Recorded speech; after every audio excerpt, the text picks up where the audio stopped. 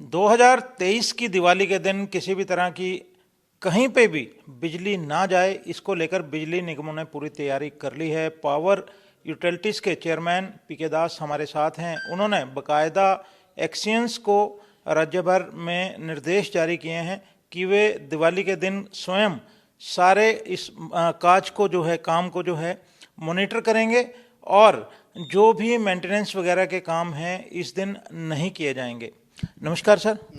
Sir ये बताएं कि आमतौर पे तीज त्योहारों पे हर जगह पे प्रबंध किए जाते हैं और दिवाली क्योंकि लाइट्स का त्यौहार है, इस दिन लोग काफ़ी जगमग कर रखना चाहते हैं और कई दफ़े पावर कट्स हो जाते हैं तीज त्योहारों पर। दिवाली को लेकर क्या प्रबंध जो हैं आपने किए हैं, किस तरह के इंस्ट्रक्शंस जो हैं जारी किए हैं? पहले तो ये है कि आजकल पिछले एक सप्ताह से अगर दिया जाए तो हमारे जो एक दिन का डिमांड है वो करीब 12.5 करोड़ से लेकर 15 करोड़ तक है और हमारे पास पर्याप्त मात्रा में बिजली अवेलेबल है कि इस डिमांड को हम पूरा कर सकें। इसलिए बिजली की कमी की वजह से कट लगाने की कोई आशंका नहीं है। दूसरी चीज़ है, कई बार क्या होता है कि शनिवार इतवार को कोई मेंटेनेंस क्लोजर लेके भी यह एरिया बंद किया जाता है। इंस्ट्रक्शन जारी किया गया है कि कल परसों मेंटेनेंस क्लोजर जो रेगुलर जो स्ट्रक्चर्ड मेंटेनेंस है उसकी वजह से बिजली बंद नहीं की जाएगी, यानी ये 2 दिन में मेंटेनेंस नहीं की जाएगी। ये है दूसरी बात। तीसरी चीज़ है कि पहले क्या होता था कि जब लोग अपने घर को सजाना चाहते थे, लाइटों में सजाना चाहते थे तो इनकैंडेसेंट बल्ब होता था, छोटे जीरो पावर कहते थे, लेकिन एक्चुअली जीरो नहीं कंज्यूम करते थे। तो सारा मिला के इवनिंग के समय पे एक बिजली के ऊपर दबाव होता था। लेकिन फॉर्चुनेटली आजकल एलईडी का ज़माना आ गया है, तो इसीलिए लोग अपने घर में कितना भी सजाएं उसका हमारे सिस्टम के ऊपर एडिशनल लोड बहुत कम आता है, इसलिए उसको ध्यान में रखते हुए कोई दिक्कत नहीं है। लेकिन जो कहीं डिस्ट्रप्शन हो जाए, बंद हो जाए, उसको ठीक करने के लिए परसों दिन और रात वो हमारी टीमें तैयार रहेंगी। परसों यानी संडे को, दिवाली के दिन को दिन और रात हमारे टीम तैयार रहेंगे। रात को खास करके हमारी टीम, क्योंकि कहीं अगर जाता है तो उस डिस्ट्रप्शन को तुरंत ठीक करने के लिए, कार्रवाई करने के लिए उनको कहा गया है और एसडीओ और एक्शन ये दोनों को कहा गया है कि वो पर्सनली इसको सारी रात मॉनिटर करेंगे। आपने कोई इंस्ट्रक्शन जारी किए हैं लिखित में? जी, आज सुबह ही इंस्ट्रक्शन इस बारे में जारी हुआ है। ये बताएं कि यदि आपके आदेशों की कोई अवहेलना करता है, जैसे सभी एक्शंस को बोला गया है कि वे स्वयं मॉनिटर करें, तो किस तरह की कार्रवाई उनके खिलाफ की जा सकती है? कार्रवाई तो अगर सरकारी कर्मचारी अपने अधिकारी अपने काम में कोई कोताही करते हैं तो हमारे नियम के मुताबिक उनके खिलाफ कार्रवाई करने की पूरी व्यवस्था है। सर एक और दिवाली का मौका है, जिस तरह से ढानियों को 3 किलोमीटर तक बिजली देने का ऐलान किया था मुख्यमंत्री जी ने, उसको लेकर अभी क्या ये तो संभव नहीं लगता कि इस दिवाली जगमग होंगी ढानियाँ, क्योंकि एक लंबा काम है, लेकिन वो काम क्या शुरू हो गया है? उन लोगों को बिजली देने का कार्रवाई शुरू हो चुकी है? जी, पहले क्योंकि डिसीजन हुआ था कि फिरनी से 1 किलोमीटर तक हम उनको कनेक्शन देंगे, उसके हमने एप्लीकेशन मांगा था कि भाई 100 मीटर तक उनको 440 वोल्ट के लाइन खींच के देंगे और 100 मीटर से बियॉन्ड 1 किलोमीटर तक 11 केवी के लाइन लेके ट्रांसफार्मर लगा के देंगे। अब वो एप्लीकेशन लाया गया था।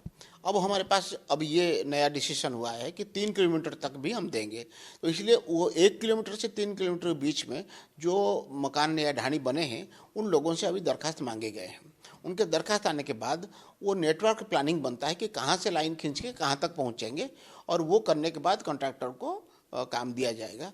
मुझे लगता है कि एक बार हम ये नेटवर्क प्लानिंग कर देंगे, उसके बाद 3 महीने में ये काम हम पूरा कर लेंगे। एक सर, आप लोगों का जो सोलर पंप थे, सोलर लाइट से पंप चलाने के लिए थे, उसमें था 25 मीटर, फिर 40 मीटर तक का हुआ गांव में।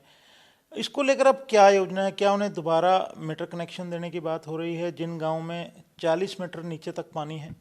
जी, आपको याद होगा एक हमने नीतिगत निर्णय लिया था कि 10 बीएचपी तक जो कनेक्शन चाहते हैं उनको सोलार पंप दिया जाएगा और बाकियों को बिजली निगम के द्वारा कनेक्शन दिया जाएगा।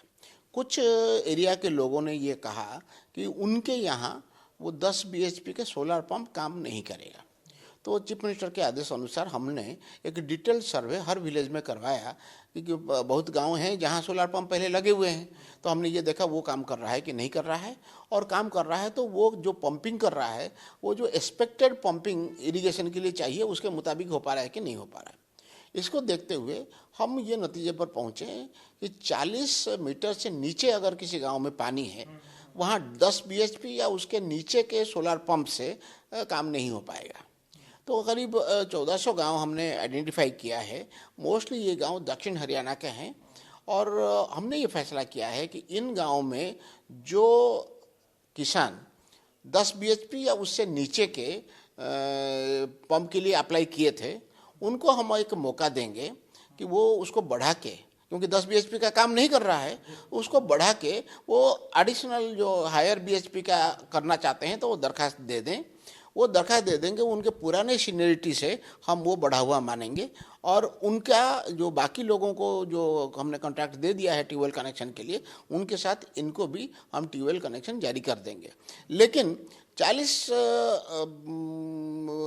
मीटर से कम डेप्थ पर अगर किसी गांव में पानी है तो वहाँ के अगर कोई 10 बीएचपी या उससे नीचे के सोलर पंप कनेक्शन चाहते थे, अगर वो सोलर पंप लगाते हैं, उनका इरिगेशन का काम सोलर से हो पाएगा। ये हमने वेरीफाई कर लिया है। ये बताएं कि ऐसे लोग कितने हैं जिनके जो ये जिन्होंने मतलब कम का है और कितनी संख्या आई है जो 10 बीएचपी से ज़्यादा का पंप कनेक्शन चाहते हैं?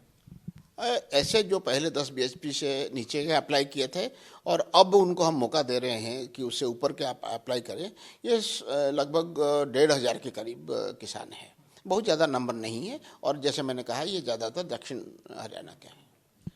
ठीक, ये बताएं कि जब हरियाणा में पानी आया था, काफ़ी जो आप लोगों के इंफ्रास्ट्रक्चर को काफ़ी नुकसान हुआ था। अब वो एक तो बात रही कि क्या इंफ्रास्ट्रक्चर वो दुरुस्त हुआ है, दूसरा आने वाले समय से बचाव के लिए क्या जो उपाय किए गए हैं? जी, इंफ्रास्ट्रक्चर तो आपको याद होगा, 3 जगह हमारी ज़्यादातर दिक्कत हुई थी। एक तो अम्बाला शहर और अम्बाला कैंट, दूसरा शाहबाद और तीसरा इस्माइलाबाद। हाँ, सबसे पहले तो हमने अम्बाला में ठीक कर लिया था। करीब 5 दिन लगे थे हमें सभी सब स्टेशन को चालू करने में, और शाहबाद और इस्माइलाबाद।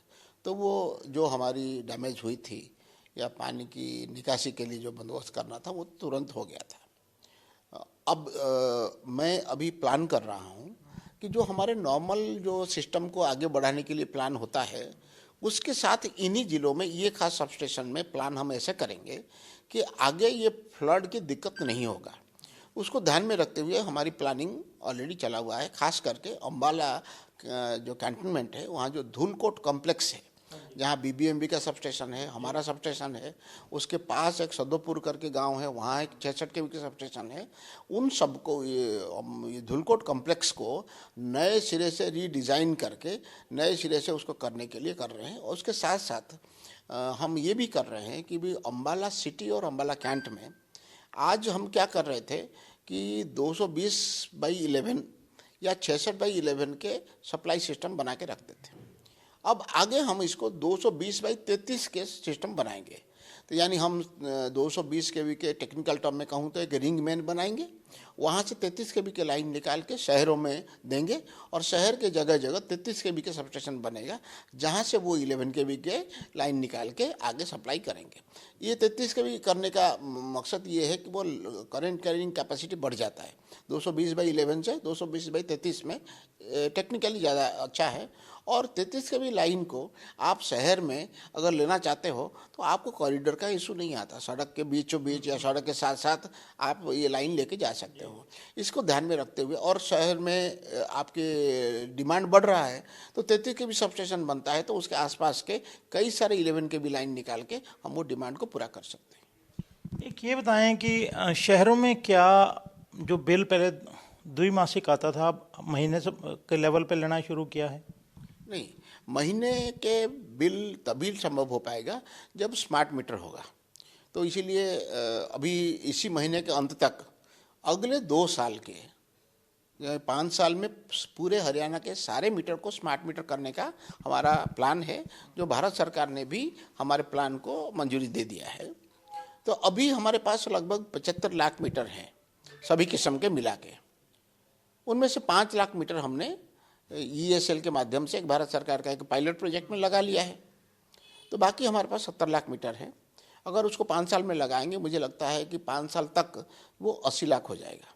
उसको ध्यान में रखते हुए अगले 2 साल की जो लगभग 30 लाख मीटर चाहिए सिंगल फेज और 3 फेज, वो मीटर के लिए टेंडर हम करने जा रहे हैं।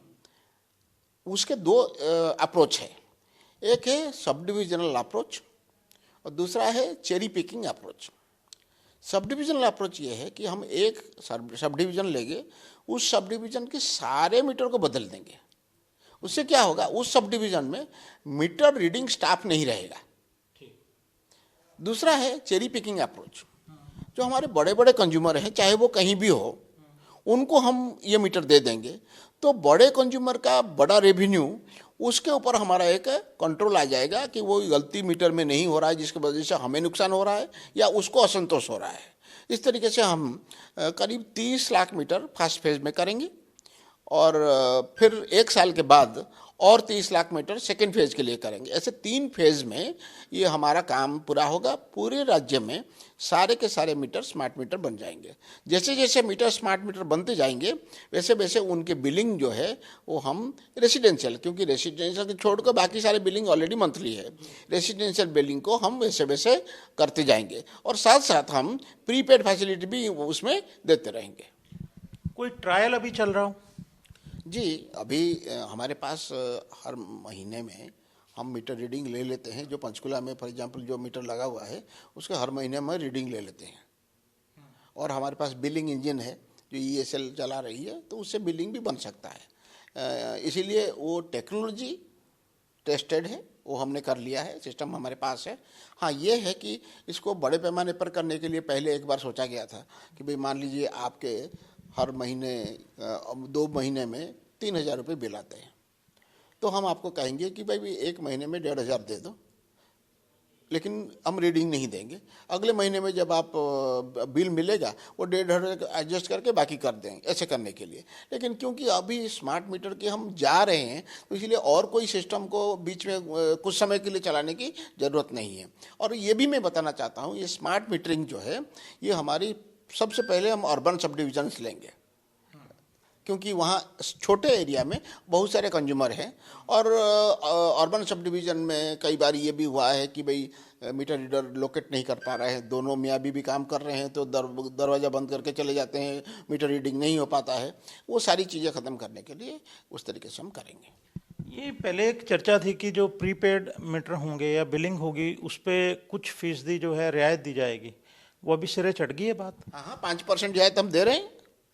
कोई भी आज भी जो स्मार्ट मीटर्स हैं अगर उनमें कोई प्रीपेड अपना है उसको 5% रियायत मिलेगा।